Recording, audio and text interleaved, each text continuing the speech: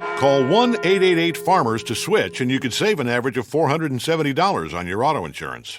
That's a lot of money in just a few minutes. With savings like that, you could be lounging on an impractical amount of ornate and overpriced throw pillows you bought for your couch. But you won't, because you're better with money than that. That's why you're calling us in the first place. Call 1-888-FARMERS to get a quote today. We are farmers. Bum, bum, bum, bum, bum, bum. Based on average nationwide annual savings survey data July to December 2020. Underwritten by Farmers Truck or Fire Insurance Exchanges or affiliate. Products not available in every state. Spring into Lowe's and plant the seeds of possibility.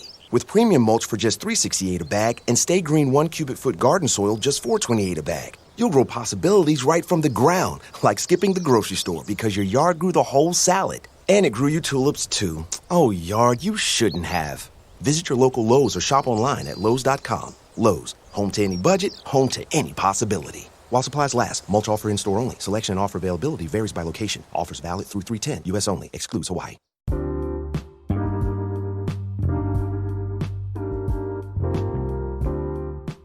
Hey, y'all. Welcome to another episode of the Hardy Wrestling Podcast with your girl, Stephanie Hardy. If this is your first time listening, welcome and thank you for joining the ride. If this isn't your first time listening, thank you for staying on with me on this crazy journey we call professional wrestling. So I've got your news and gossipish, and there is a whole lot going on that I really want to address. There's a whole lot of fun stuff going on ahead of Fastlane, which is Sunday, and that's the last pay-per-view before WrestleMania. So there we go with that.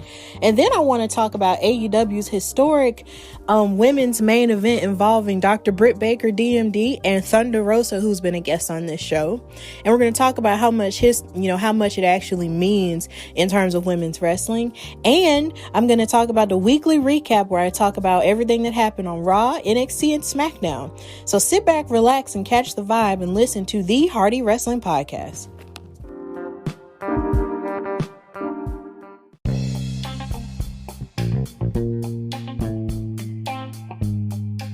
All right, so I got your news and gossipish here, and there's a lot to talk about. So we're going to start with good news that Eric Bischoff has been announced as the new inductee into the 2021 Hall of Fame class in WWE. He found out, the news was announced on Thursday on After the Bell, which is a podcast that the SmackDown commentator Corey Graves and Vic Joseph have. They were doing an interview with him because it was Austin 316 Day, and he was telling stories about his experiences with Stone Cold Steve Austin in WCW. And they told him, during the interview that he would go, that he's basically being bestowed this honor, and he seemed really emotional about it and very surprised by it, definitely, because it seems like they're catching these people by surprise in interviews now, as opposed to them doing like whole press releases and stuff. So it was really cool to see him feel all the emotions that come with being announced as a part of the Hall of Fame. And it was really interesting to some people and surprising to some people, seeing as Eric Bischoff had made some appearances on AEW television about maybe 2 or 3 times. And this happened since he got fired from his one position that he had working as a producer backstage of SmackDown. And he only had that job for like a little while, but he got let go from it and replaced. And then he started showing up on AEW television. So a lot of people were really surprised that he was going to be inducted into the Hall of Fame. But he is, and it's really cool. So like I may have said before, the Hall of Fame ceremony is going to be streaming on Peacock on April the 6th, which is the week before WrestleMania, pops off and everything. And if you know, or if you may or may not know, Eric Bischoff had made the move to WCW in 1991 as serving as an announcer with AWA and also as an announcer with WCW, but then he became executive producer in 1993 and then promoted to senior vice president of 1994, and that he was the driving force behind signing people like Macho Man Randy Savage and the racist formerly known as Hulk Hogan. And so he basically also played a role in creating the NWO, which comprised of the racist formerly known as Hulk Hogan, Scott Hall, and Kevin Nash. And he went on to join the group himself. and he led WCW to beating WWE in the Monday Night War ratings for 83 consecutive weeks, marking the most sustained success any rival promotion had against WWE since Vince took control of the company in the 80s. And he even has a podcast, he even hosts a podcast called 83 Weeks, where he talks about, everything that happened around that time. And then, of course, after WCW was bought in 2001, Eric Bischoff made his debut in 2002 and hugged Vince McMahon, which was very controversial at the time. And he became the general manager of Monday Night Raw from 2002 to 2005 and had one of probably the best rivalries with Stephanie McMahon, who was general manager of SmackDown at the time. And a lot of people kind of underrated because they did all kinds of gross jokes at each other. They were kind of, hot and bothered. But at the same time, it was still a pretty strong rivalry at the time. That was still consistently held, as opposed to SmackDown and Raw just deciding to beef when it's around Survivor Series time. But he's being inducted, so that's always a good thing. So congratulations to him. And also his classmate Molly Holly is being inducted as well with the other class members of last year, because of course they didn't have a ceremony for the Hall of Fame due to the pandemic. Also in the news, we have the unfortunate situation regarding Andrade. Last week I may have mentioned that Andrade had basically said something on Instagram talking about how if you don't like where you are, move because you're not a tree. So as it turns out, he really did want out of his WWE contract. He requested his release on Monday. That was a rumor, but he confirmed that those rumors were absolutely true. And he said, "The rumors are true, and I don't know what the future holds, but I want to make my dreams come true. Thank you for giving me so much support these last few days." And then he he went on to make the statement in Spanish as well. And then he didn't go into any specific details, but it's kind of clear that he's not happy, and he really hasn't been on television since October. And it's so sad because it's like I said earlier, they didn't include him in the WWE draft. And it's like once Zelina Vega got let go due to her situation with the whole OnlyFans and Twitch thing, it's like he sort of had been kept off of television and nobody did anything with him. And then also the rumor mill was churning and talking about how Charlotte Flair tried to suggest something for him to do along with her, because she sort of wanted to serve as like a little bit of a manager for him, or maybe he is a manager for her, because of course they're engaged. But that was ultimately turned down. And it's so sad because you would think that creative would find something to do with somebody as talented as he is. He's a former NXT champion and a United States champion.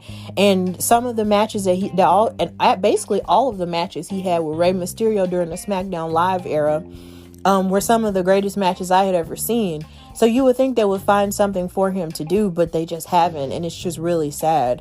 I thought maybe at the very least, maybe they would send him back to NXT, but they didn't, and it's just so sad because he's just so talented.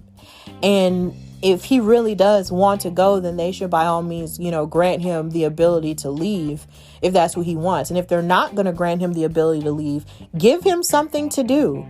I know I was listening to Jobber Tears, shout out to Mr. Black and Sir Wilkins and Jakeem Morales. They were talking about all the creative ideas that they could have had for somebody like Andrade and Charlotte, and made them like a king and queen type of deal, like a kingpin or a queen pin or something, like in terms of like drug dealers or something.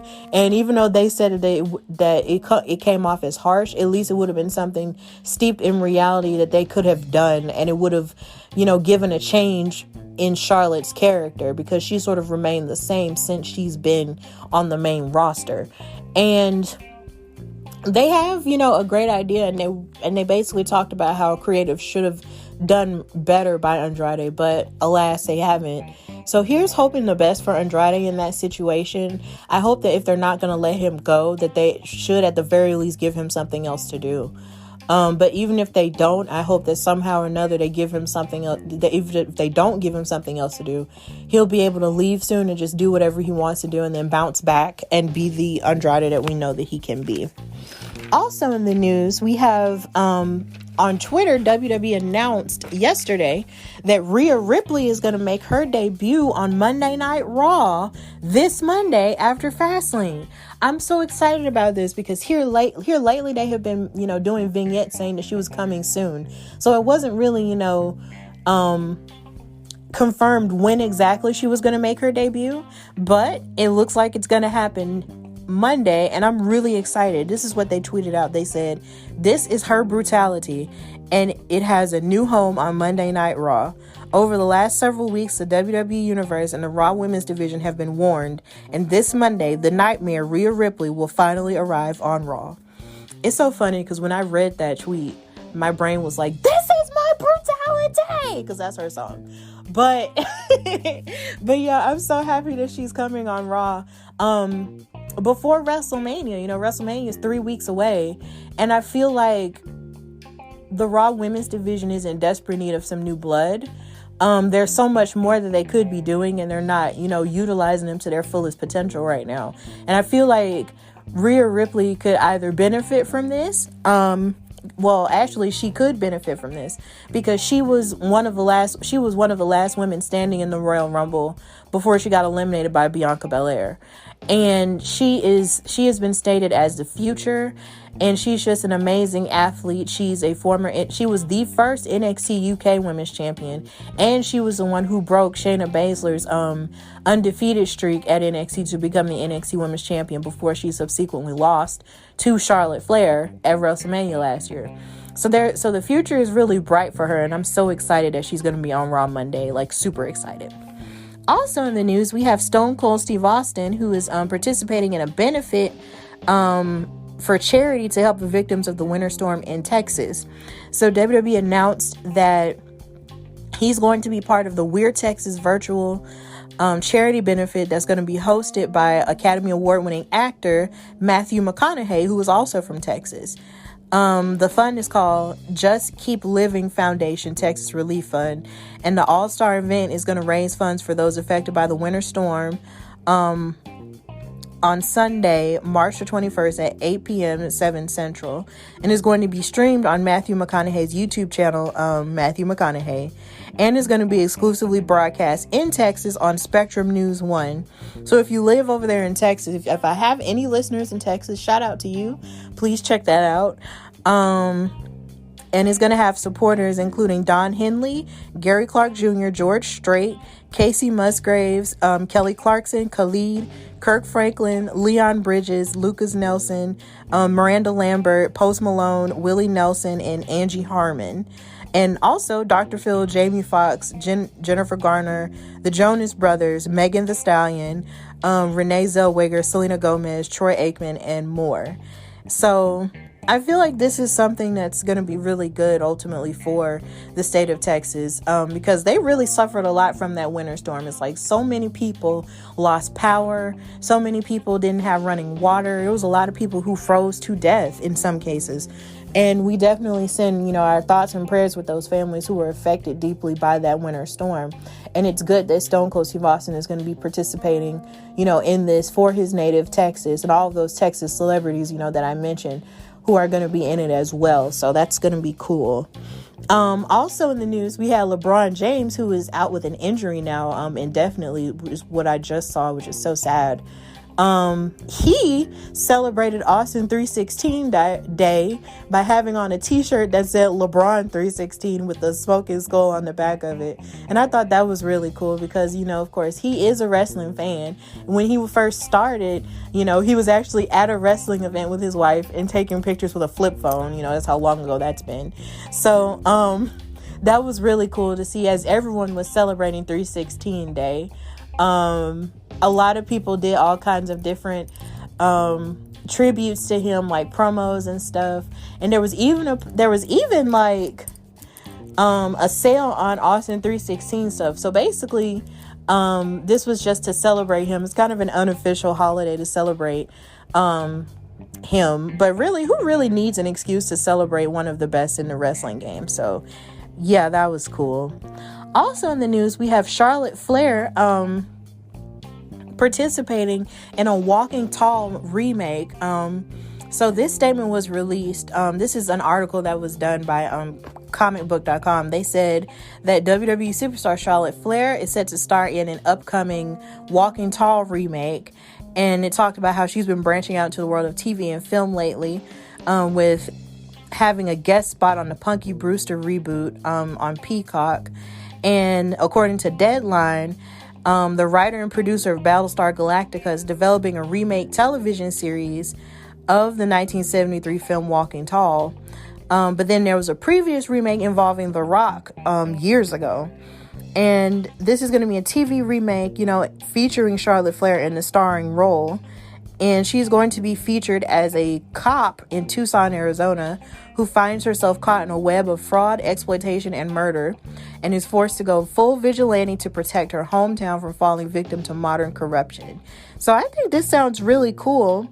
And considering, I love it when wrestlers can do acting, this is going to be really cool for her. I love it, when women get called in for stuff like this too, because you have like Sasha Banks and how she was starring in The Mandalorian, and I can only assume that she'll have more of a starring role next season.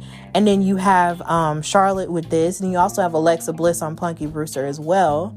There's all this cool stuff going on. And you also have Becky Lynch and how she was on Billions, for a little bit. That's a Showtime show. But then she got pregnant. So all of that sort of had to, take a backseat to her being a mom.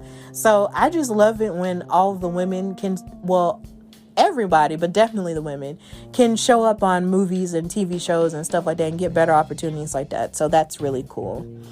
Also in the news, which is a little bit of a sad note, Charlie Caruso is reportedly finished with WWE. Earlier this week, reports came out that she had backstage heat because she was late to interviews that she was supposed to have with Sheamus and Randy Orton. And she hadn't even been on Raw for like the past couple of weeks. And then they even hired a replacement for her for backstage interviews and Raw talk in the form of Kevin Patrick, who's from Ireland. And he seems pretty professional and pretty cool. And he seemed like he was nervous about his first day. But he did a pretty good job.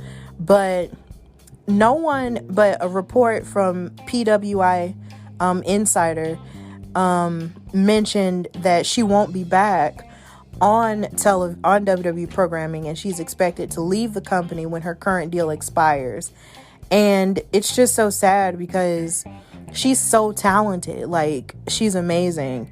And then outside of that, she has her work with ESPN where she does First Take occasionally in place of Molly with Stephen A. Smith, and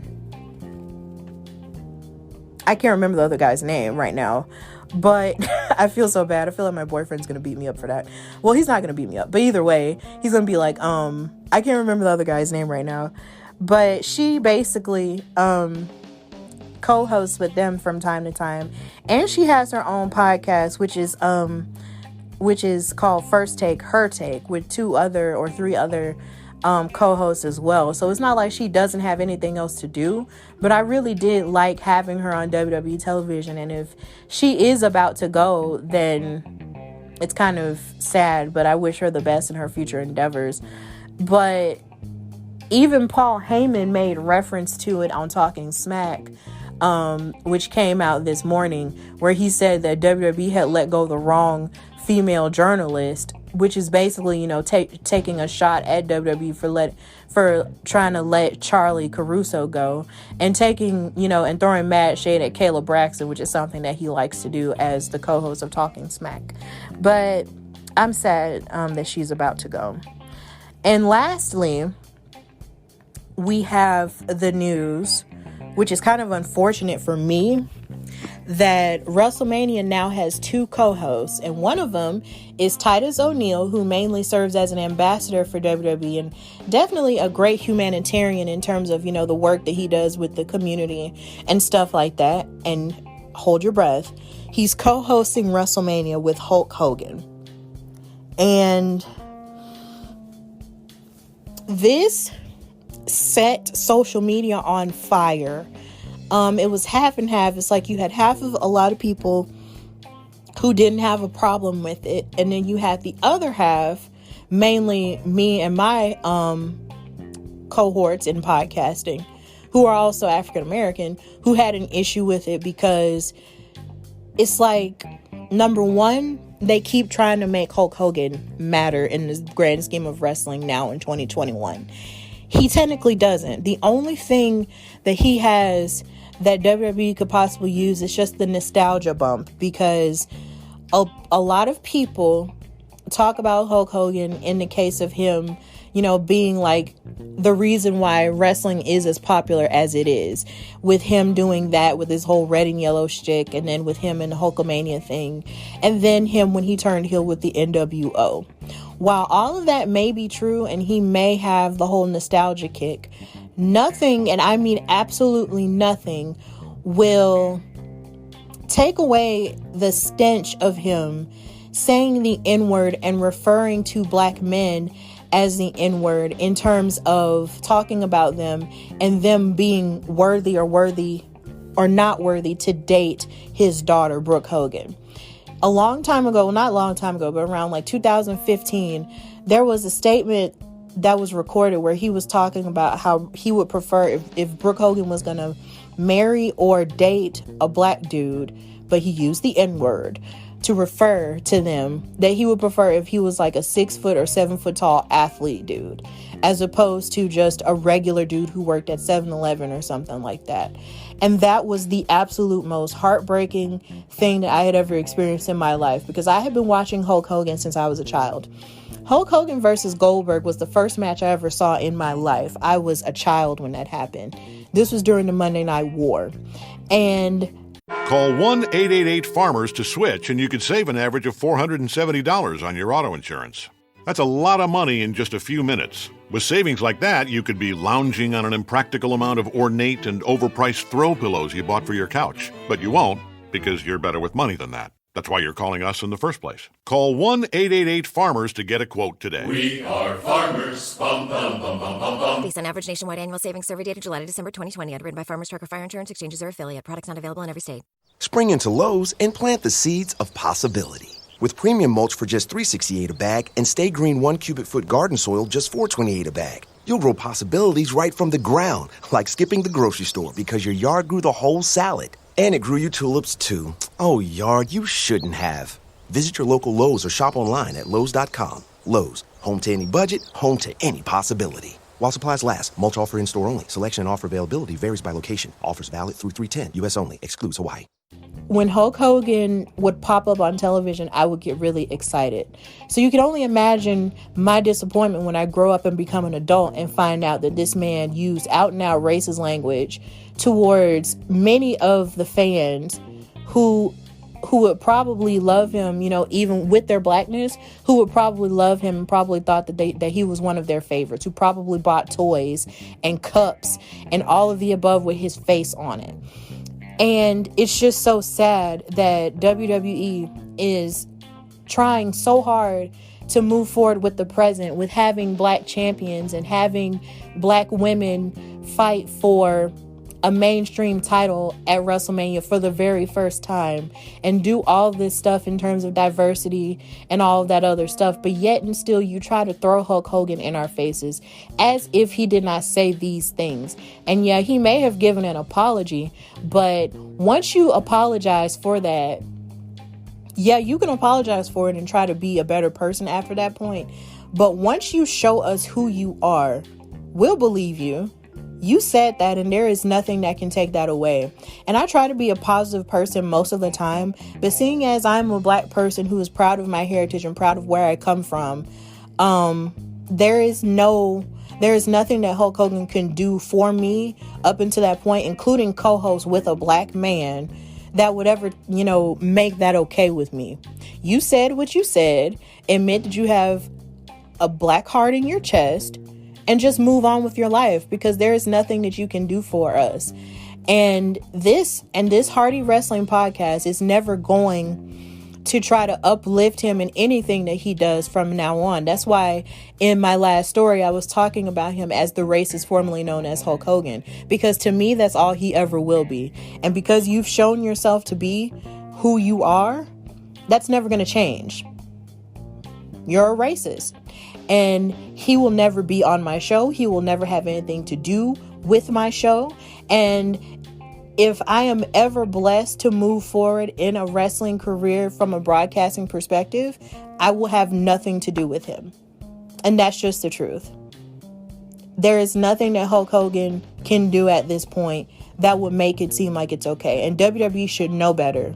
They are a little bit tone deaf in the idea that you want women's rights to take place. And then you have all of your black wrestlers such as Xavier Woods and Big E and Kofi Kingston to express how they feel about Black Lives Matter and everything that went on last summer, only to throw up in our faces this dude who literally used the worst term of all time to disrespect black men.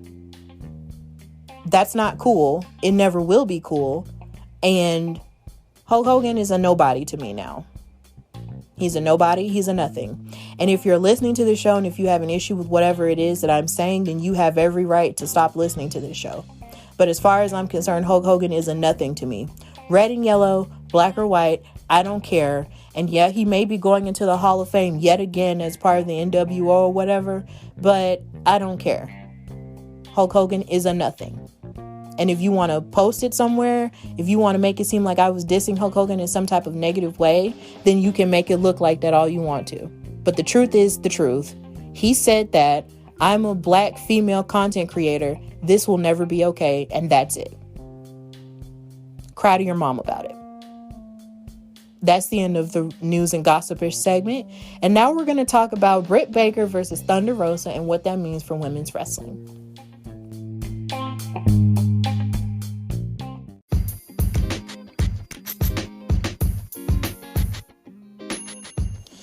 All right, so in this Women's History Month segment, I'm going to talk about the unsanctioned Lights Out match that took place on AEW Dynamite this past Wednesday between Dr. Britt Baker and Thunder Rosa. This is the definition of Women's History Month taking place today. Honey, I have been, even though sometimes I sort of fall in and out with watching AEW, I have been following what's been going on in their women's division. And I can definitely say that Britt Baker versus Thunder Rosa was always something that I was looking forward to, because after Thunder Rosa lost her match for the NWA women's title against Serena Deeb, I was wondering, what else, what else AEW was going to do with her.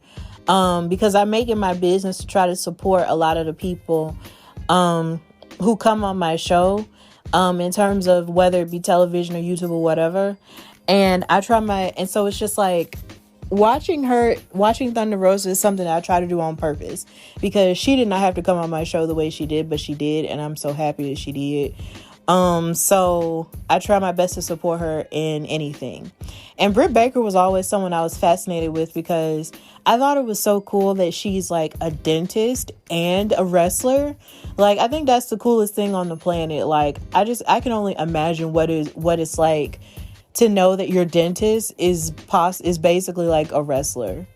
Like, I would be so crunk. Like, that would be like the weirdest flex for me. So shout out to everybody who goes to Britt Baker as a dentist and can brag about the fact that she's a wrestler. Like, that's the coolest thing on the planet. So it seemed like Britt was always sort of trying to get in Thunder Rosa's face and make it seem like, she didn't belong there and that she wasn't good enough. And if it's something that Dr. Britt Baker is really good at, she's good at being a heel. Because at first she started out being a face. She was the very first woman. I found out she was the very first woman to sign with AEW in terms of the women's division once AEW started a couple years ago. And she sort of started off as a babyface, but it seemed like once she sort of got her groove as a heel, she's been going, really strong. And I was really interested in seeing, why was she coming at Thunder Rosa so hard? And everybody was always talking about how good Britt Baker is and how a lot of people said she was the most improved last year and all of the above.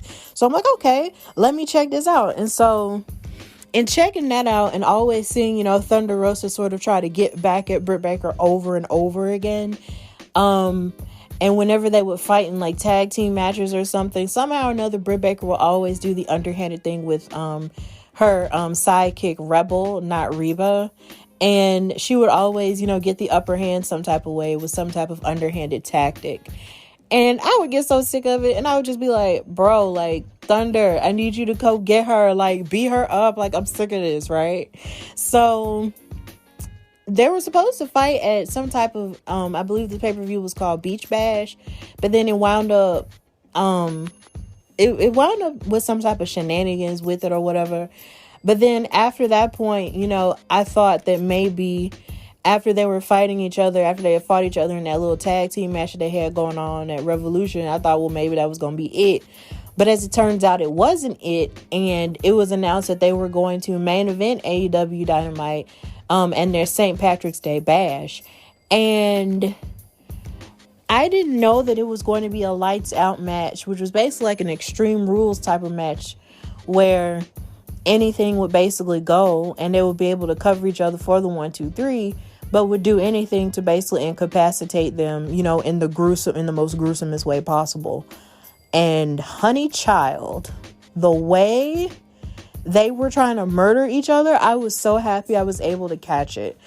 Oh goodness. It was almost like, and I don't mean to try to put forth the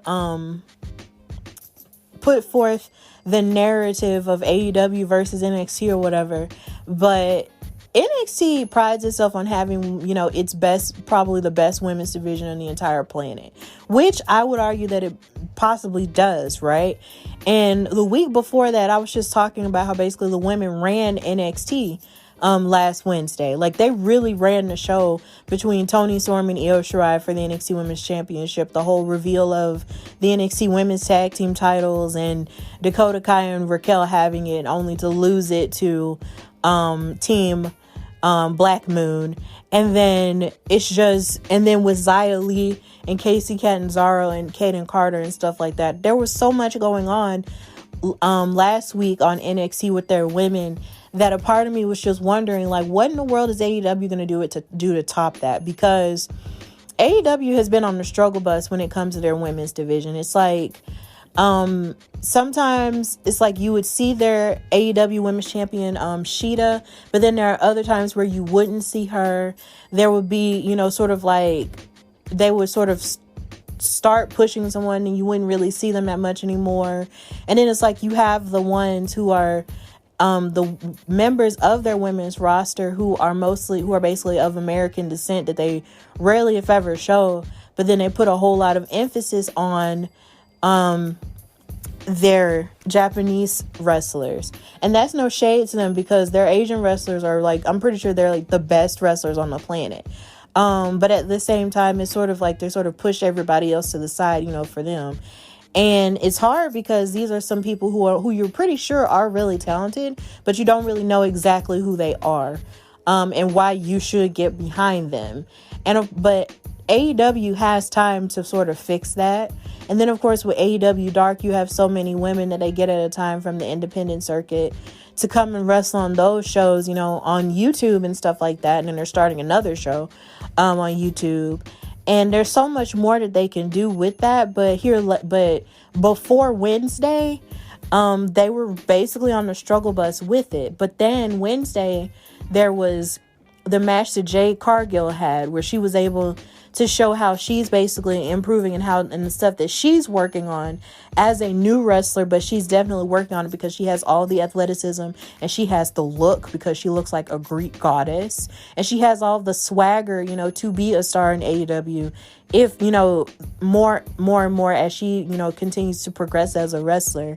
And then you have this stellar match between Thunder Rosa and Britt Baker, where they murdered each other. And I don't have any nicer way to put it. They basically murdered each other. Like, I hadn't really seen a woman bleed like that since, like, I can't even remember the last time I saw a woman truly bleed as much as they bled like that, since maybe Sasha Banks and Charlotte, when they had their Iron Woman match at Roadblock, like, years back. And Sasha was bleeding like crazy. Like, it's really rare to, and then, well, that's not true. There's Becky Lynch and how she was bleeding after she got her nose broken by Nia Jax by accident. Like, I hadn't really seen women bleed like that in such a long time. And to see these women beating each other and slamming each other through tables and slamming each other in thumbtacks, which is something that you would only, which I'm pretty sure made Mick Foley smile, was just absolutely incredible. They were beating each other. They were hitting each other with their best moves. Like, it was just absolutely phenomenal. I feel like a part of me wants to go back and watch that match again just to fully process, you know, the greatness of that moment. And just the fact that they were able to main event, you know, to main event AEW for the very first time, you know, meant a lot to me too, because I'm used to seeing women in main eventing stuff in WWE. Like in the WWE, if a woman's match is going to main event a Raw or SmackDown or NXT, you can believe it. And it's sort of like the norm now. Whereas a long time ago, that wasn't the norm, and they let you know it wasn't. Whereas now with AEW, you know, this is sort of their first time sort of giving the women, you know, that main event slot right there. And Britt Baker and Thunder Rosa knocked it out of the park. I was so proud of them. Like, I was really happy for them. And it just means a lot, you know, to me as a woman, and also as a women's wrestling fan, to sort of see AEW sort of step further into making more opportunities and giving more opportunities for their women wrestlers to showcase the best of what they have in each other. And I can't wait to see, you know, how it continues to unfold. And I sort of want to see what else, you know, Britt Baker has to do, you know, after this point. Like, this is probably the worst defeat she's had in a long time, even though she still wound up looking strong because she was bleeding from the forehead, bleeding in her eyes and all this other stuff, even though she pretty much gave her all. Rebel was still trying to win for her, but she wound up getting slammed through a table. Rebel gets on my nerves, but I know that's a part of her job, but still. And then Thunder Rosa, you know, came out as a victor, and, you know, she was really emotional and stuff like that, because Britt Baker kept telling her how you don't belong here, and you don't belong here, and I'm better than you, and all this other stuff. But Thunder Rosa was able to prove that she is just as worthy, if not more worthy, to be at AEW than she is. And that story really resonates with me. Like, that was really cool. It was just really amazing. Like, I feel like I can just brag about this match all day long, but I just know that I'm just really proud of both of Dr. Britt Baker, and I'm definitely proud of Thunder Rosa for throwing it all on the line Wednesday night. And I can only hope that AEW, you know, can continue to showcase more of their talent, you know, in this way, more of their female talent in this way. And I just want women's wrestling to just continue to win and go on an upward trajectory, you know, from here. There's no limit to what we can do as athletes. We're beautiful. I'm not an athlete, but I mean, as women, we're beautiful. We're talented. We're fearless. And there's nothing that we can't do at this point. Like, if you throw anything at us, we'll try our best to knock it out of the park. And yeah.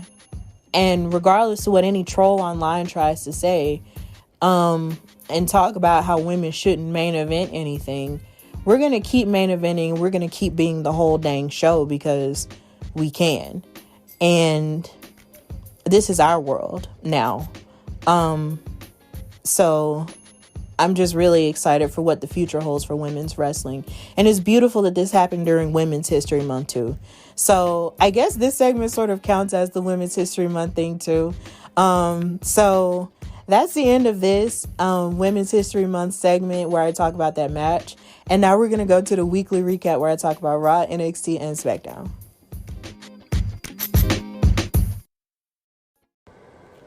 Okay, so I was sitting with my friends one day and they asked me, Stephanie, how do you record your podcast? And I said, with the Anchor app on my phone. And they were like, are you serious? I'm like, yeah, it's that simple. It is absolutely free. There are creation tools that allow you to record and edit your podcast right from your phone and your computer. And it will distribute your podcast for you so it can be heard on Spotify, Apple Podcasts, Google Podcasts, and many more. You can also make money from the podcast with no minimum listenership. And it's got everything you need to make a podcast in one place. They even have classes and stuff that you can listen to that will give you all kinds of good tips on what you need to do in order to make the best podcast. So if you want to do this, download the free Anchor app or go to anchor.fm to get started. That's anchor.fm, or download the free Anchor app to get started.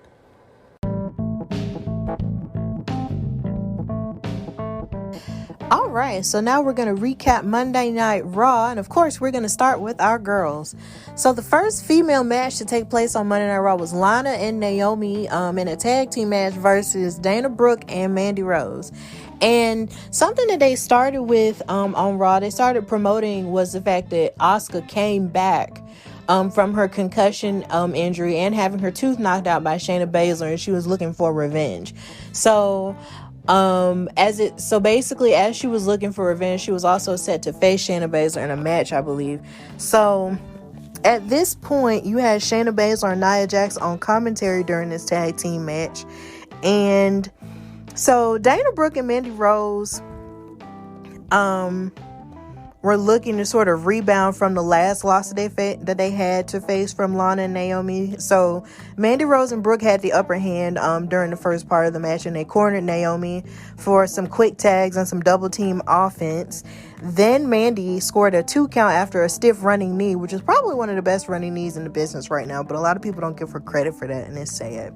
Then Naomi was able to make a tag to Lana after hitting a jawbreaker out of desperation, and then it led to all the women sort of fighting each other after that point. But then as Shayna Baszler and Nia were on commentary, Baszler left the table to attack Asuka, who came out, relatively early in order to, get in Shayna Baszler's face for what she did to her. So after that, with the whole distraction, Dana Brooke was able to hit Lana with a neck breaker to get the pin.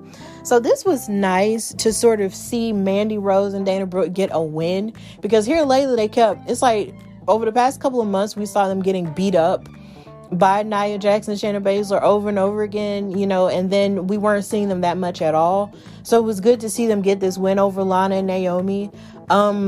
But this match sort of made me feel like the women's tag team titles are sort of taking the front seat to the Raw women's title, and I feel like that's not necessarily how it should be. Of course, you want to showcase your tag teams in a positive light and your tag team championships in a positive light, but at the same point in rate, they shouldn't be more important than the Raw Women's Championship.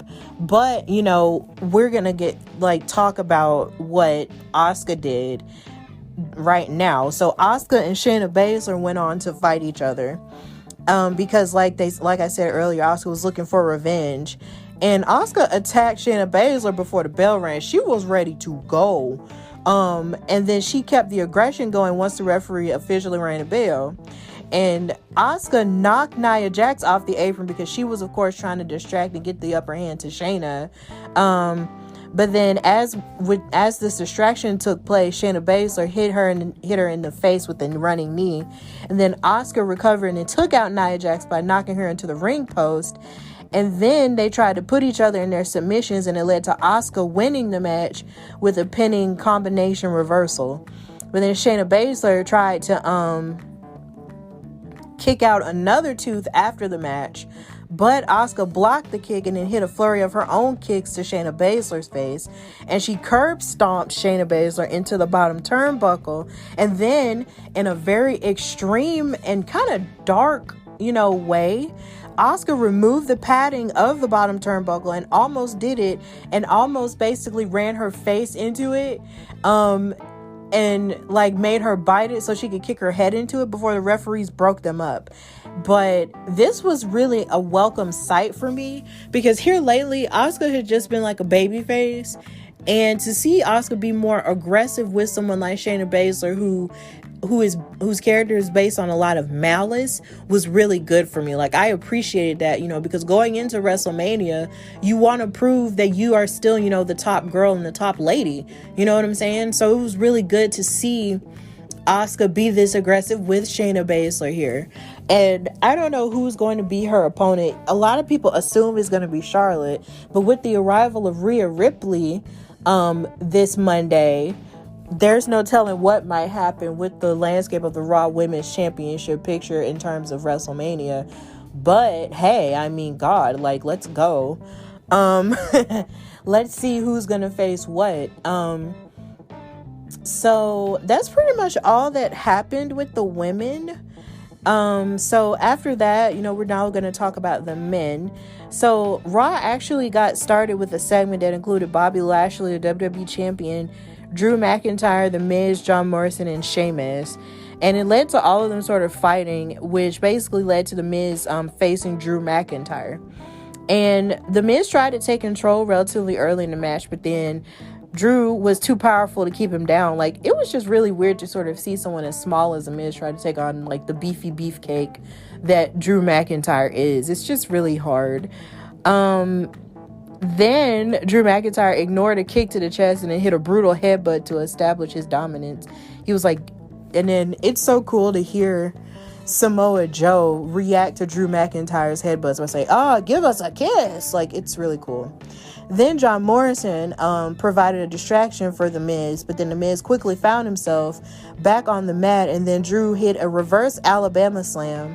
But then as he lined up for the Claymore kick, John Morrison pulled The Miz from the ring to save him from it, which led to the referee ejecting him. To eject him. So that was really necessary, because John Morrison and The Miz, I feel like their tag team thing is sort of worn out its welcome now. Like, I kind of want to see what John Morrison can do by himself now that The Miz no longer has the Money in the Bank briefcase and he's sort of, just running around doing nothing. I kind of want The Miz and John Morrison to break up now. But that's not going to happen, seemingly, because of events that happen later on in the night that I'll talk about later. But every time The Miz had a moment of offense, Drew McIntyre, responded with twice the aggression, and he spiked him with a future shot DDT before hitting him with a Claymore kick. And he refused to make a cover because he wanted to send a message to Bobby Lashley, and he used the full Nelson to do it. So this was really interesting. He was trying to send a whole message to Bobby Lashley by telling him that at WrestleMania he was going to take back his WWE championship, or at least what he thinks is his. Now, a lot of people felt some type of way because earlier in the night they had announced that Drew McIntyre was going to face Bobby Lashley for the WWE Championship at WrestleMania, because they felt like it should be someone new who wasn't in the title picture, for the entirety of 2020, which is true because Drew McIntyre held that title twice last year. And that's not to say that it wasn't necessarily a good run, depending on who you ask, but I'm wondering where Keith Lee is, because a part of me would have felt better if Keith Lee had another opportunity at the WWE title. If he had a chance at WrestleMania to fight for it against Bobby Lashley, that would be really cool. But then again, that's also a way of me sort of being a little bit greedy with two black men in the title picture like that. Two black men, two black women at WrestleMania. You can't really go wrong with that. But I'm just wondering where Keith Lee is at this point, because I would have preferred if it was him. But here we are with Drew again, so it's whatever. So then after that, we had the Hurt Business versus the New Day for the Raw Tag Team titles. And this was interesting to me, considering since Bobby Lashley has been going for and won the WWE Championship, MVP has been coming out a lot with Bobby Lashley and hasn't done anything with Shelton and Cedric anymore. And I think that's weird, because they're still, sort of representing the Hurt Business, but how can they be the Hurt Business when MVP is spending all his time with Bobby? I'm wondering if they're broken up, or are they about to break up, or what? But anyway, this tag team match took place and it was really good. So Xavier Woods and Cedric had a nice exchange to sort of start it off. They used quick offense and counters before Kofi Kingston tagged in and then scored a 2 count. And then Cedric flipped Kofi right into Shelton Benjamin's arms for a brutal spine buster. And then Kofi Kingston hit a double stomp out of nowhere to give himself a chance to tag Xavier Woods. And then Xavier and Kofi tried to take out their opponents with simultaneous dives, but then Shelton and Cedric had them scouted and then took them down at ringside. And then they came back from commercial break, and Cedric and Xavier was trading strikes back and forth, but then as they both made the tag, Kofi came close to beating Shelton Benjamin a couple of times, and then he nailed Shelton with a Trouble in Paradise, and then Xavier followed up with a diving elbow.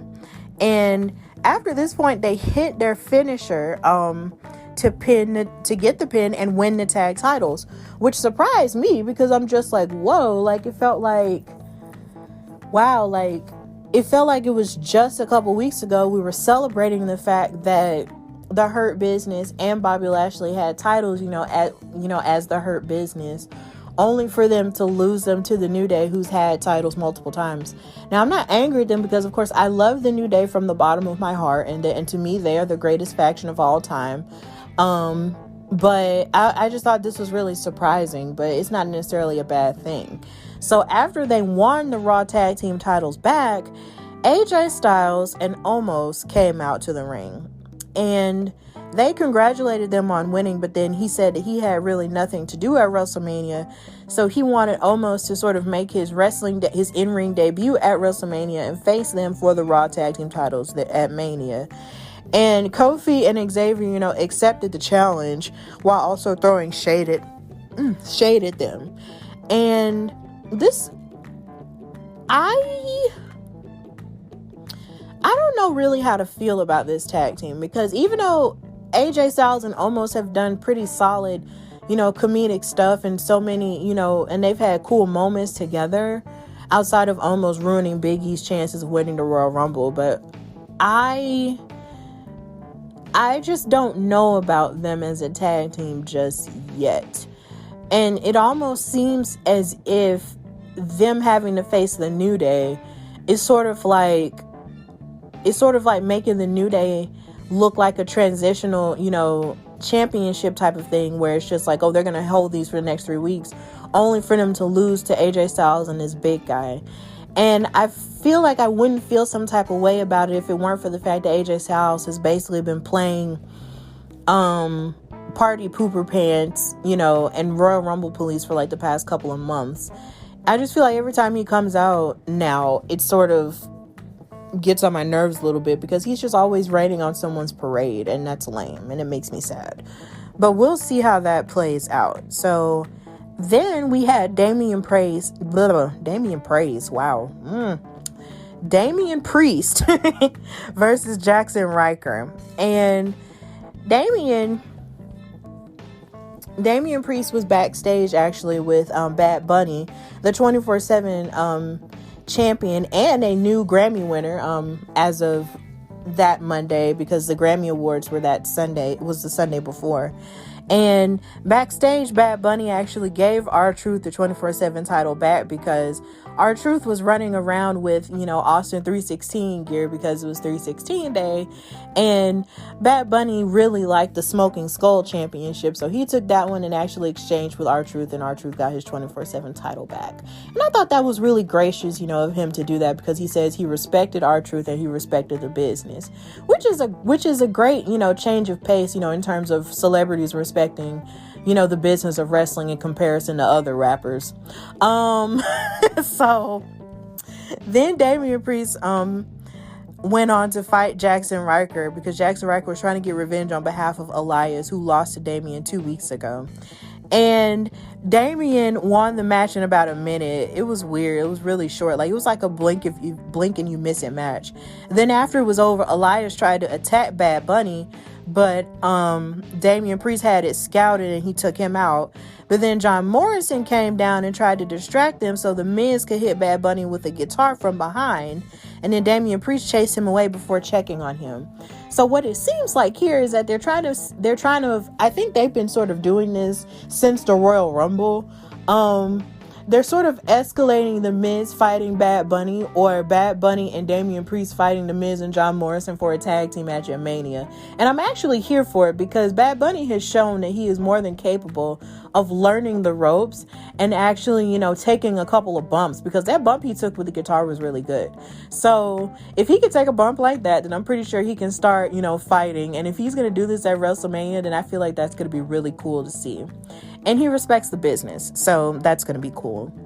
Then we had the blip known as Shane McMahon versus Braun Strowman, and this was not good. And the best part about this entire encounter was just the fact that Shane McMahon poured Nickelodeon slime. Please don't sue me, Nickelodeon. He used Nickelodeon slime and poured it all over Braun Strowman to embarrass him after he jumped through the table on him. And then Braun Strowman was so embarrassed and angry at him that he said he was going to rip him a new a-hole as it went to commercial. And I laughed so hard, I kid you not. It was just the goofiest thing I'd ever heard. And that's really all I'm going to talk about from that match, because I just don't understand the point of them fighting. It's just weird. Then we had Matt Riddle versus Mustapha Ali for the United States Championship. And so this is sort of based off of what happened 2 weeks ago when Ali had pinned Matt Riddle in a non-title match. So the rest of Retribution was out there with him and stuff, so they were there to support him. And so Mustapha got the first few shots in before Matt Riddle threw him across the ring with a belly-to-belly suplex and then kicked him out of the ring. Then Mustapha pulled him into the announce table where they got back, and then they got back into the ring, and then he kicked Matt Riddle right in the face. And then we returned from commercial break to see Mustapha dominating the champion, and it seemed like he had an answer for everything that Matt Riddle tried to do here. But it's not really surprising because Mustapha is really good. Like, he's a great athlete.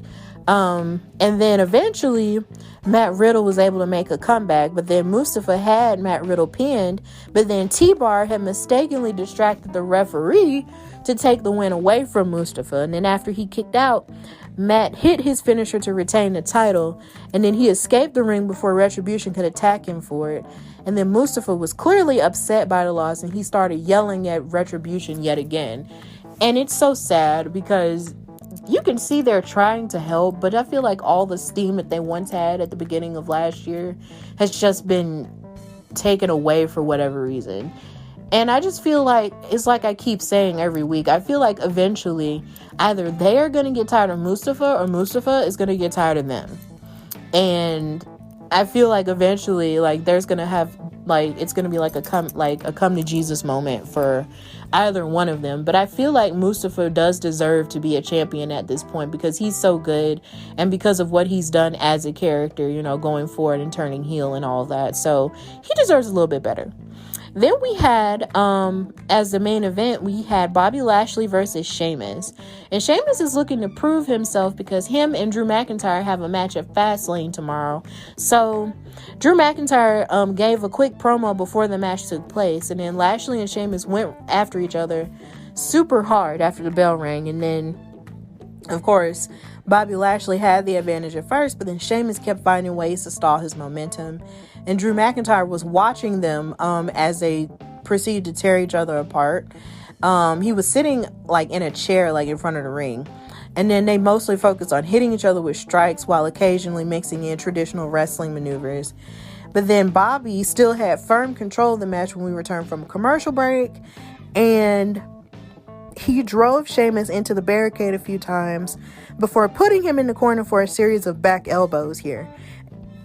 And it really looked like it hurt. So, yeah. Then Sheamus sidestepped a charging Lashley and then sent him into the ring post. And then Lashley recovered from Sheamus's offense and hit a flatliner for a 2 count. And then as Sheamus lined up for a bro kick, Lashley caught him with a spear to get the win here.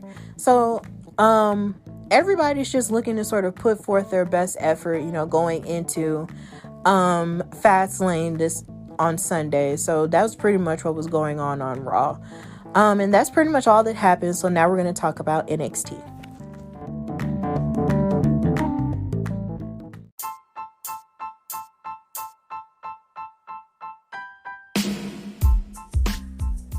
Okay, so now we're going to recap NXT. And this was a pretty solid show. But like I said, in my earlier segment, I watched the entirety of NXT because NXT wound up going off like way later, like at around 9, maybe 9:10. And I was able to see all of Britt Baker versus Thunder Rosa at the very end of AEW, but I did watch all of NXT. So, and it was a miracle considering we had just gone through like crazy storms and stuff. So it wasn't Wednesday, but it was Tuesday. Y'all, I was so glad I was able to watch wrestling. Pray for Alabama. We're always in the midst of some type of storm, but we're okay. So, in terms of the women, we had Dakota Kai versus Zoe Stark. And this was my first time seeing Zoe Stark wrestle, but I was really impressed by her from the second she hit the mat. Like, there was a point where it looked like Dakota Kai and Zoe were about to face off, but then as they were about to face off, Zoe was trying to move out of the way, and she slid across the ring like, kind of like a hockey puck on an air hockey table. Like, she moved really fast. Like, whoosh. And I was like, excuse me. I was like, excuse me, who are you? I like this a lot. So Dakota Kai was looking to sort of bounce back from the loss of the women's tag team titles that she suffered with Raquel. And they had a nice, basic thing going at the beginning of the match. Zoe brought Dakota Kai down in a hammerlock and then started to work on her arm. But then Dakota was able to get Stark in the corner and nail her with a running kick, for a 2 count. And then Zoe Stark hit a slingshot crossbody from the ring to the floor as they went to commercial break. This was another impressive part. And then we saw, when we returned from commercial break, we saw that Dakota and Zoe were taking each other down with simultaneous clotheslines. And then Zoe began to build up a head of steam with a string of quick offense maneuvers. Then Dakota nailed her with a super kick as she came flying into the ring from the top rope, but she was unable to get the pin. And then after a few more moves, Dakota Kai was able to hit the Coda kick for the pin and the win here.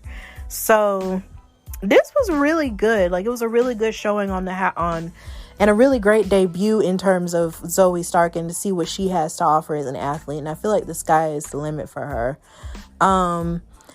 And then there was a point, I believe, during the show in which Dakota was talking about sort of gaining the upper hand against Zoe because I think Zoe and Io teamed up, towards the end of it, because I think Dakota and Raquel started attacking Zoe or whatever, and then Io came out for the assist and sort of got in Raquel's face and then gave her the contract and walked right past her.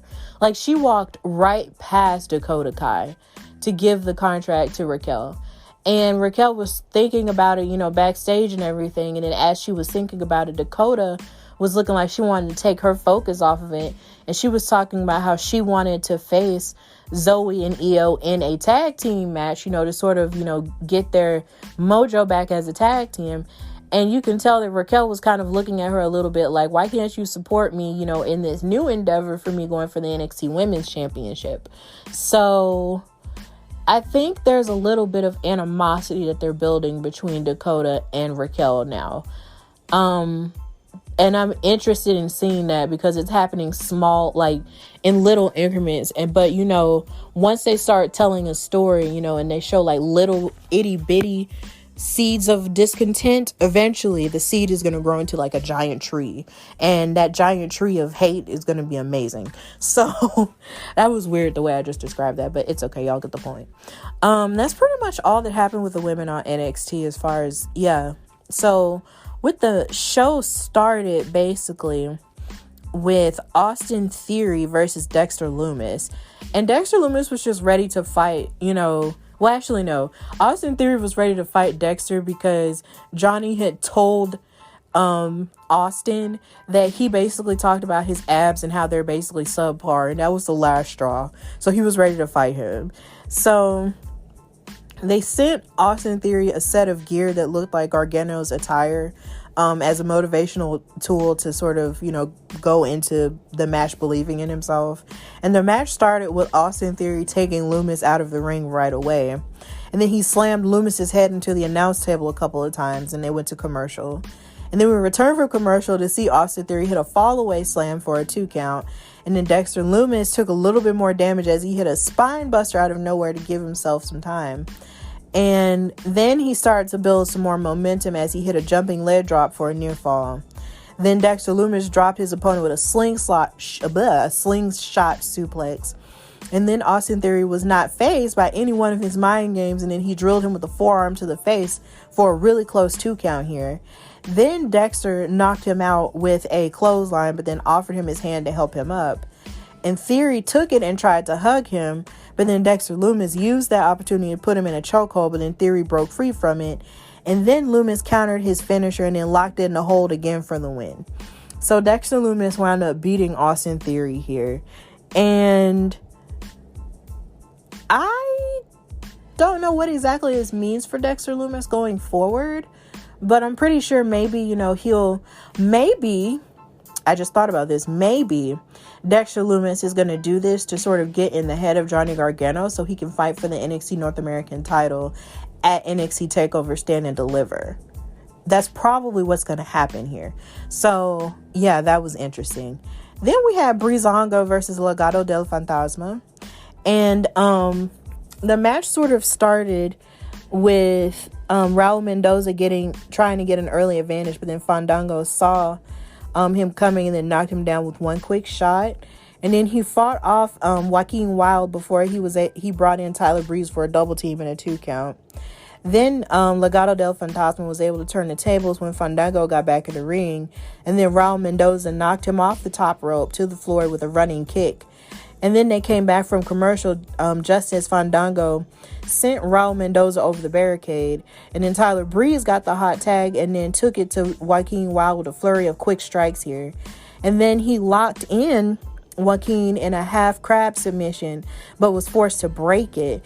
And then Mendoza broke up a pin to save his partner after a supermodel kick from Tyler Breeze. And then Joaquin Wilde made a blind tag that allowed for Legado del Fantasma to hit their finisher for the win. And then after the match was over, Jordan Devlin, who was just returning from Europe to sort of get in the face of Santos Escobar to basically prove himself as the real NXT Cruiserweight champion, he came out and confronted him. And then Santos basically said, we're going to see who is the actual Cruiserweight championship. And he challenged him to a match at NXT TakeOver Stand and Deliver. But then Jordan Devlin hit him with a headbutt and a suplex before running away with his title.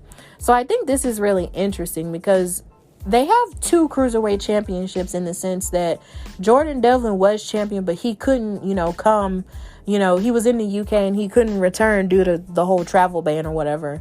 And then you have Santos Escobar because he won it in the tournament that they had last year. And they're sort of proving, I guess now, whoever wins is going to combine the actual title. And then after that, that's going to be it. And they both have, a ton of momentum on both of their sides here. So I'm really interested to see how this plays out. Then we had Marcel Bartel versus Tommaso Ciampa. And Marcel made his entrance, but then Tommaso Ciampa attacked Fabian Aichner and threw him over the barricade. And then the match started, and then Ciampa went right after Bartel. And then once he was able to gather himself, Marcel Bartel wrestled Ciampa down to the mat and kept him grounded with a headlock. Then Fabian Aichner recovered and then made his way back to ringside to watch Bartel choke Tommaso against the middle rope while talking trash into the camera. Then Tommaso Ciampa sent Bartel into Aichner before hitting him with the Widow's Bell DDT for the win. Then Imperium's music hit again, and surprise, surprise, the NXT UK champion and the longest reigning one at that, Walter, appeared on the stage, and he signaled the rest of Imperium to attack Tommaso Ciampa as he got in the ring. And I thought this was amazing here. So I'm just so we have Tommaso Ciampa beefing with possibly the most imposing figure in NXT history, Walter. Are you serious? He's crazy big and he's crazy intimidating. And it's when Walter hits you, he leaves marks on your body. I'm so excited. I'm so excited and pumped for whatever this is going to be.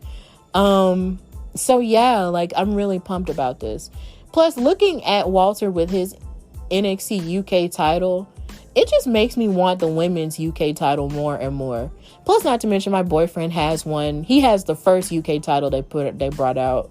And I just want the women's one to match with his. So, yeah. I know that sounds really corny and really lovey-dovey, but that's just what I want. And I just love Walter. So this is going to be interesting here. Then we had LA Knight in his debut match against Austin Gray. And he basically, had his first match. And then Austin Gray was out here, and he's sort of like in developmental now. But he's been featured on 205 Live a couple of times. And he was also featured with the Timothy Thatcher stuff that was going on, where he was being, a teacher, but then he stood up to Timothy Thatcher. So there was that. LA Knight, took control of the match easily. But then Bronson Reed came out to distract him by tearing up his beautiful blue leather jacket. Like, I love this jacket. But as you maybe, like, if you guys want to know something about me, I love blue. That is like one of my favorite colors. So to watch Bronson Reed destroy this jacket kind of just destroyed me. I was like, God dang it. And it almost allowed for Austin Gray to get an upset win here. But he kicked out, LA Knight kicked out and then made a quick comeback and then hit his finisher for an easy win. So LA Knight and Bronson Reed might be going into TakeOver with a feud here. And I'm actually okay with it, because if you're going to debut in NXT, at a TakeOver, then who better to fight than Bronson Reed, who's going to give you, who's going to give you probably one of the best matches ever, because he's such a good athlete. I love Bronson Reed. So that's going to be cool. Then we had Finn Balor and Karrion Kross becoming a tag team to fight Oney Lorcan and Danny Burch for the tag team titles. And I thought this was interesting because they hate each other. So I was wondering how this was going to turn out. So as Scarlett said earlier in the show, she said that she saw two champions draped in gold, so they were gonna, go ahead and fight each other. So Karrion Kross started really strong here in the match, and he wore Danny Burch down with a bear hug. And he hit both champions with a suplex at the same time. And Danny Burch appeared to take a bad bump, but then they went to commercial break with the referee checking on him and stuff. Then Oney Lorcan had the upper hand against Finn Balor until he hit an overhead kick. And then Oney Lorcan prevented a tag, but then Finn Balor started building momentum anyway. And then he hit a sling blade on the floor, followed by a running dropkick that sent Oney Lorcan into Scarlett by mistake. And Scarlett fell over here, and she looked like she was relatively hurt by it. And as Finn Balor was checking on her, Karrion Kross lost his mind and thought that Finn Balor had hurt her in some type of way. And he started beating him up and slamming him until the barricade and into the fences and stuff. And then Oney Lorcan was able to capitalize and score the pin to retain the tag team titles. But Karrion Kross proceeded to beat up everybody else in the match. He beat up the tag team champions afterwards. So they really didn't celebrate their win.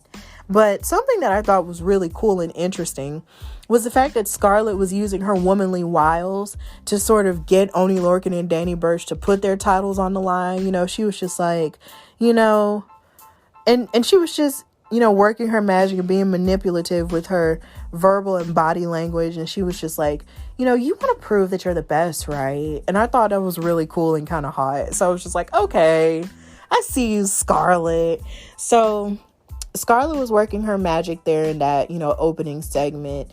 And, I was actually glad that Karrion and Finn didn't win the tag titles, because that would have been really awkward and it would have been really loaded. So they're going to fight each other, I'm pretty sure, at NXT TakeOver, and that's going to be interesting. So Karrion can get back the NXT title that he never lost. So that's pretty much all that happened on NXT. And now we're going to recap SmackDown.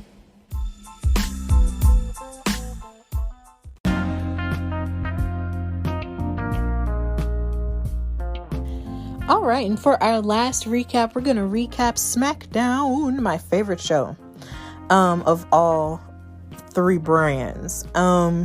So SmackDown actually started with a women's match. It started with Nia Jax versus Sasha Banks for the SmackDown women's title. And this came about because Reggie sort of suggested to Nia Jax last week that she, challenge for the SmackDown women's title. And since Reggie is Nia's new bae, they're in that little honeymoon stage where you feel like, oh my God, everything he says is such a good idea. Let's do it. So, so they fought each other. It started with the show actually started with Sasha and Bianca Belair having an argument in Gorilla. And basically Bianca was telling her, like, yo, like, you need to focus and then, you know, get Reggie out of the way and stop focusing on him. And you need to focus on our tag team matches coming up, you know, at Fastlane and all of that. And you need to focus because I don't want my, you know, opportunity that I earned at the Royal Rumble, you know, to go to waste because Bianca wants to face Sasha at WrestleMania. And Sasha was saying, you know, and then Bianca was like, you know, I'm not coming to your aid tonight, you know, just, you know, do this on your own. But then Banks was like, I haven't lost focus. I'm going to do this. You know, I'm going to win. And so Sasha went out to the ring and they did their entrances and all of the above. Sasha Banks actually started attacking from the opening bell, which I thought was really smart because you want to take down someone who's as powerful as Nia Jax here. And then she wiped Baszler out and then stomped Nia Jax into the corner. And then she hit a double knee attack followed by a bulldog. And then Sasha tried for a Banks statement, but then Nia fought back and delivered a gorilla press slam for 2. Then Nia Jax added a second slam and an elbow drop for another near fall, but then she executed a perfect Samoan drop, but Sasha Banks kept kicking out here. And funny enough, on commentary, they were, you know, being surprised that Sasha Banks was kicking out, which is true because there was a point where Nia Jax was kind of beating up, you know, Sasha Banks years ago on Raw, but we're not going to talk about that. So Bianca came out and then she made her way to ringside and actually decided to be Sasha Banks' moral support in this match. And then when they came back from commercial, Nia Jax was targeting Sasha Banks' left leg and then applied a stretch muffler submission, which is one of my favorite submissions, before swinging Sasha Banks into the corner, which looked really rough at a certain point. And then she reapplied the submission, but then Sasha Banks escaped and delivered a reverse Meteora, which basically proves that Sasha Banks could have a good match with anyone. And as the action broke down, Shayna Baszler entered the ring and basically kicked Nia Jax by accident as she was trying to attack Bianca Belair. And then this allowed for Sasha Banks to score the jackknife roll-up for the win. So Sasha Banks wound up retaining her SmackDown Women's title, and Nia Jax was angry at Shayna Baszler because she ruined her opportunity to win the title, and she told her as much backstage. And Shayna Baszler was trying to make it right and basically said that she was going to face Bianca Belair tonight and basically make her suffer. So they went on to fight each other, and as they fought each other, like, it was pretty interesting because they had fought each other before, so I'm thinking, okay, this might be the same match or maybe something different will happen. So Sasha came out during the match with Bianca and Shayna, but then pretended like she was going to come out and be there for Bianca, but then she went backstage. It was like, nope, you got it.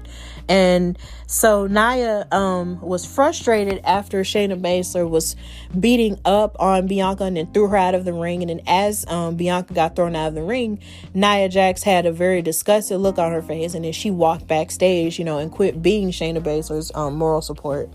And as Bianca and Shayna, you know, proceeded to get back into the ring and try to, you know, do battle with one another yet again, Natalya and Tamina hit the ring and attacked them, you know, and proceeded to make their case for a women's tag team championship opportunity after Fastlane, of course.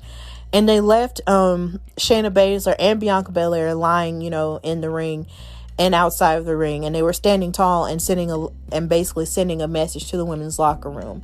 And I am glad that Bianca didn't lose again like she did last week in the tag team match. And I'm actually happy that Natalya and Tamina are sort of asserting themselves, you know, as a dominant tag team to face Shayna Baszler and Nia Jax, because of course they're not scared of them. And I think this is going to be interesting here, considering on Raw you really don't have that much of a competition there because they basically beaten everybody on Raw in terms of the tag team division there. So what other person can they face after, you know, the whole Sasha Banks Bianca Belair thing? It has to be Natalya and Tamina, and I'm definitely here for it. But I do feel sorry for the Riot Squad though, because it seems like they only send them out there to get squashed and get beat, only to give the women's tag team title opportunities to someone else. And that's just so sad for them. But it's whatever at this point. So that's pretty much all that happened with the women. So with the men, you had the show. Well, like I said, the show started with the women. So now we have Seth Rollins addressing Cesaro and Edge, talking the main event and stuff. So Edge joined Kayla Braxton backstage to talk about, his match with Jey Uso, and he was talking about his potential to be a star if he can break out of Roman Reigns' shadow, which I thought was really interesting because Jey Uso has definitely had a great star-making turn within the past year, outside of, the tag team with Jimmy, who's been gone and stuff. But, if Jey can just come out of, he was just saying that if Jey can just come out of the shadow of Roman Reigns and start, walking his own path, then he would be, on a good, point. Edge also reminded the audience of Daniel Bryan's running knee to the face from last week, and he said that he probably would have done the same thing. And then in the ring, Seth Rollins came out in an amazing suit. He has just been, killing the game with all of his great suits and stuff, looking like a cool youth pastor. My pastor doesn't dress like that, but shout out to Pastor Mike. But he came out there looking like a cool youth pastor with this blue and white, it was kind of like blue at the bottom with the pants. And then as it came up, it's like the blue started to dissipate and then it turned into white, and it was just really cute.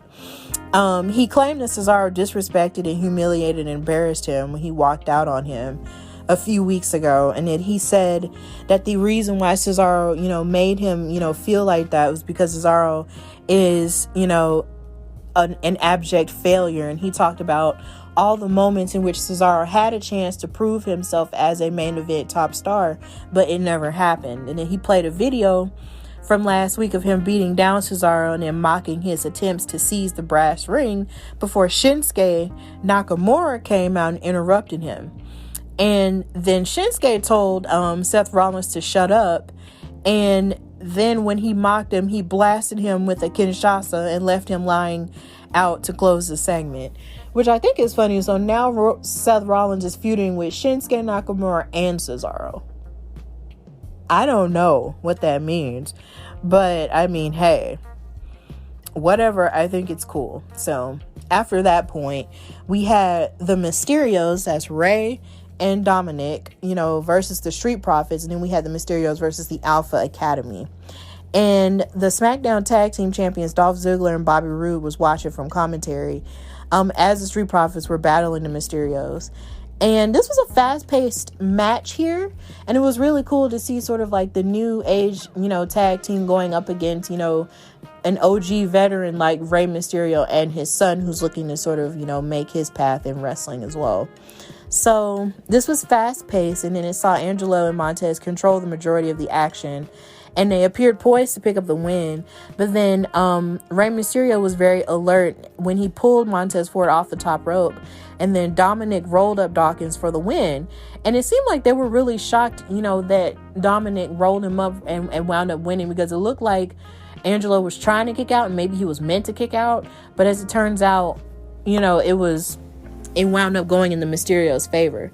So after the match, Chad Gable and Otis came out and took exception to the idea that the Mysterios were suddenly in tag team title contention and that they would jump the line over them.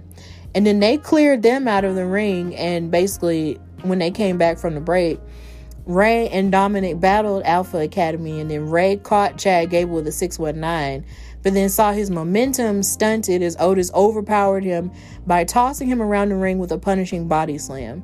And I'm not used to seeing Otis being a heel yet. Like, I'm really not used to it. I know it's a thing, but it kind of hurts my feelings a little bit because Otis is such a sweetheart. I actually met him. He's so sweet. And then he trapped Rey Mysterio in a bear hug, looking to squeeze the life out of him. But then Rey bit his way out of the submission and then fell prey to another slam. And then Rey tagged Dominic into the match, sparking a comeback. And then Dominic, and their, role came to an end when Chad Gable caught him in another 619 attempt and delivered a rolling German suplex. And then Otis added a giant slam for the win.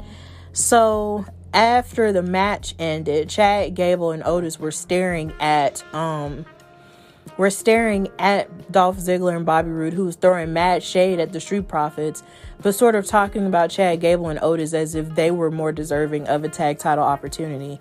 And that sort of made me a little bit upset, because I'm sort of looking like, so the Street Profits have been on this comeback tour all this time, and y'all just gonna ignore them for Chad and Otis?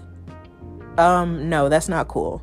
So give my boys their chance. Either way, the set of matches was cool. Then we had Daniel Bryan, addressing Fastlane, Edge, and Roman Reigns.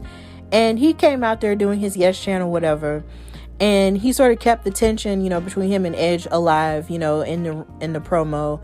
And he was talking about their issues before Roman Reigns entered the Thunderdome with Paul Heyman by his side, of course.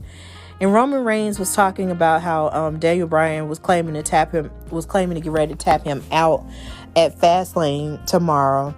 And then he told Paul Heyman that he's got a better chance of shooting lightning out of his butt, but he didn't say butt, than tapping me out. And then he said that he would rather lose his arm, or better yet, die in the ring, than to tap out to somebody like Daniel Bryan. And then Bryan was like, okay, that's a little bit much, which it is, because, gosh, why would you want to die in the ring than do that? Like, I'd rather you live. But then he said he was going to beat Roman Reigns on Sunday, whether he taps him out or not. So they're ready to fight each other. They're knucking and bucking and ready to fight each other on tomorrow night. So, hey, it's whatever. And of course, they're going to have a special enforcer. So this was really good here. So King Corbin and Sami Zayn fought, and weirdly enough, they showed a package before it, and they were calling it the least anticipated match in SmackDown history. It was throwing mad shade at them. It was so sad. But Kevin Owens, had come fresh from a backstage, promo with Sami Zayn, because Sami was like, had you thought about being in my documentary anymore? Because Logan Paul, some YouTube dude was saying that he was gonna, check it out. And so Kevin said, I thought about it and I decided not to, because it just seems like you seem to be blaming everybody else for your problems, and you're always saying there's a they, there's a they, there's a they. And Sami Zayn didn't take too kindly to that. So he decided to go on commentary during this match, and King Corbin attacked early, and it was overwhelming Sami Zayn, with his power advantage. Then King Corbin missed a blind charge into the corner, and then Zayn rolled him up, holding onto the ropes, but then the referee caught him trying to, hold onto the ropes with his feet. Then Sami Zayn nearly collided, with the referee, allowing King Corbin to hit the end of days, and the referee counted to 1, 2, 3, and King Corbin won the match. And after the match, Sami Zayn decided to get in Kevin Owens' face and implored him to sort of, back up his claims of fraud and lies, saying over and over again, like, this isn't true. This is a lie. This is a conspiracy against me, blah, blah, blah. And Kevin Owens was like, there's nothing I can do about that. There's nothing I can do about that. And then as he was, Kevin Owens turned around and he started talking to Michael Cole and Corey Graves again, Sami Zayn hit him with one of the best haluva kicks I've ever seen him deliver, ever. And then he left him lying, and he kept ranting over and over again. So I'm happy, because you can never go wrong with Kevin Owens versus Sami Zayn. They have the most classic, they have one of the best rivalries in modern history. You can never go wrong with these two fighting each other. So if they're going to fight again, I'm here for it. Let it happen at WrestleMania. Let them fight again. Let's do it. So yeah. Then after that, Michael Cole interviewed Big E, the Intercontinental Champion, and Apollo Crews. And baby, this was amazing. So they were sitting side by side, looking like two angry but yet really delicious black men. And so during this sit-down interview, Big E addressed, Apollo Crews, and basically said that he should take the time to enjoy the crispness of the March spring air, and your functioning limbs, because you will experience neither after Sunday. Basically saying he was just going to crush him and kill him, on Sunday. So you may as well get used to the freedom and the use of your limbs now. And then Cruz cut a promo, of course, with his beautiful Nigerian accent, and talked about how, he was going to beat him on Sunday. And this made Big E super mad and said that he wasn't going to wait until Sunday to beat him up. And he took the microphone out of his t-shirt. And then so did Apollo Crews. He took off his little Nigerian scarf and he took off his Nigerian necklace, which I thought was really cute, by the way, because I'm a sucker for necklaces with the continent of Africa on it. They're just so cute. I just love them so much. So if you guys ever want to buy me a present, buy me an African necklace. But they took their microphones off, and then Big E was looking for him everywhere. And he proceeded to kidnap a golf cart, drive around the Thunderdome until he found Apollo Crews. And then he took off his shirt and Apollo took off his shirt, and they proceeded to slam each other and beat each other up and brawl with each other. And Big E was beating the crap out of Apollo. It was amazing. I was just like, I want more of this. This is so good. And it was almost like Apollo was running away, and he was just like, it was almost like all that smoke he was talking about running up on him, was running up on Big E from behind, over the past couple of weeks. All that smoke went away when Big E ran after him and started beating his butt. Like, oh my God, it was so cool. So the referees broke them up at this point, which made me upset because I hate when the referees just come out of nowhere and break up fights. Like, stop it, let them go. But whatever. This is going to be amazing. And it was just really interesting to see Big E get so angry. It's like I said last week, Big E is the type of person that you just don't want to make mad because they're so sweet and so nice, and you shouldn't want to take advantage of them and, walk all over their niceness and treat it as weakness, because once you piss them off, they're ready to come at your head. And that's what Big E was expressing here. He was sick of it, and it was just so cool to see.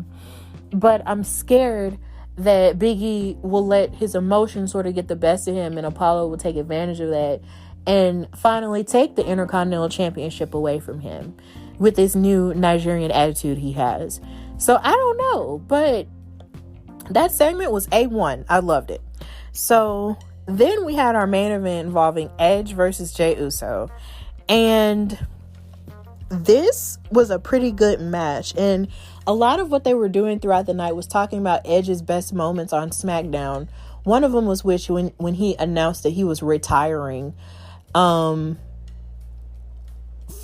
the WWE because of his neck injuries and stuff. And of course, I may or may not have discussed the fact that I had seen Edge fight his quote unquote last match at WrestleMania 27 that year in 2011. And that next week he was like, I have to retire. And it was just a lot. And he wound up having to give up the World Heavyweight Championship off of that injury. But they were talking about all the cool moments he had, including the one he had where he was tag teaming with the racist formerly known as Hulk Hogan. So yeah, they were showing all those moments and and the moment where he cashed in his Money in the Bank briefcase on The Undertaker too. So this was Edge's first match on SmackDown in a very long time. So whoever was going to win this, match was going to be the special enforcer for the Roman Reigns Daniel Bryan match for the Universal title tomorrow at Fastlane. So Edge found himself on the receiving end of a targeted attack by Jey Uso, who was working over the ribs and working on his ribs throughout the whole match. And then Edge survived steel stairs and the ring post to the midsection as Jey attempted to drive the fight out of his opponent. Then Edge survived a super kick and caught Jey Uso with a spear to win the match and cash his ticket to Fastlane to be the special enforcer. And then after the match, he stared down Daniel Bryan, who was on commentary, and he was putting over both of the opponents in commentary as well, which I thought was really interesting here. So if Daniel Bryan ever retires from wrestling again and wants to be a commentator, I'd be here for it because he sounded very energetic.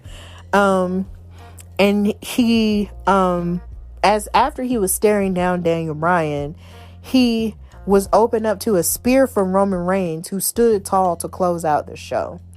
And this is a pretty solid way to sort of go into Fastlane here. But SmackDown is usually the most solid out of all the shows, you know.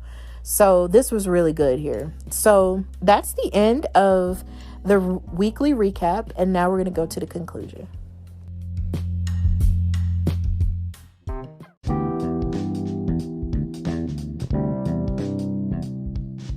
All right, so thank you for listening to this 51st episode of the Hardy Wrestling Podcast. If you want to follow me on social media, you can follow me on Instagram at Hardy Wrestling Podcast and follow me on Twitter at Hardy Wrestle Pod. And you can follow the Facebook page at Hardy Wrestling Podcast as well. And if you want to listen to the show, you can listen to it anywhere you get podcasts. That's Apple Podcasts, Google Podcasts, Tidal, maybe, Spotify, iHeartRadio, YouTube, Podbean, and so many different places you can listen to it. So I just thank you guys so much for listening to my show and for actually, you know, listening to what I have to say about wrestling. It means the world to me, because I know this week I was feeling a little bit down about what I was doing, but at the same time I appreciate the fact that I have people in my corner who want to, you know, support me and, you know, and tell me that what I do is actually a good thing. So I appreciate, you know, everyone who continues to support me as this podcast continues to grow. I'm going to say right now, I'm not exactly sure if I'm going to do an episode next week, because I have something else that I need or probably want to do. But in the meantime, in between time, I hope you watch Fastlane, on Sunday, well, tomorrow in my case, well, in our case, tomorrow, or basically just whenever, and continue to watch everything headed into WrestleMania, and find the parts of the WrestleMania and end of wrestling that you really love, and don't let the negative stuff get to you, because sometimes it can get really, really hard. So I suggest you just find, you know, what you love and just continue to move forward in that and enjoy, you know, what WrestleMania has to offer for you, and wrestling in general outside of WWE and outside of AEW and you know, Impact as well. So until next time, I hope you're staying safe and, you know, living your best life and being the light in the darkness. And until next time, this is Stephanie Hardy of the Hardy Wrestling Podcast. Bye, y'all. Johnsonville sausage strips are strips of sausage that look and cook like bacon. They come in amazing flavors like original, maple, or chorizo. Now you can transform your BLT into an SLT, or turn your bacon cheeseburger into a chorizo cheeseburger. It's not bacon, it's Johnsonville sausage strips, and it's a meaty miracle. Find it by the bacon, even though it's sausage. Spring into Lowe's and plant the seeds of possibility. With premium mulch for just $3.68 a bag and Stay Green 1 cubic foot garden soil just $4.28 a bag. You'll grow possibilities right from the ground, like skipping the grocery store because your yard grew the whole salad. And it grew you tulips, too. Oh, yard, you shouldn't have. Visit your local Lowe's or shop online at Lowe's.com. Lowe's, home to any budget, home to any possibility. While supplies last, mulch offer in-store only. Selection and offer availability varies by location. Offers valid through 3/10, U.S. only. Excludes Hawaii.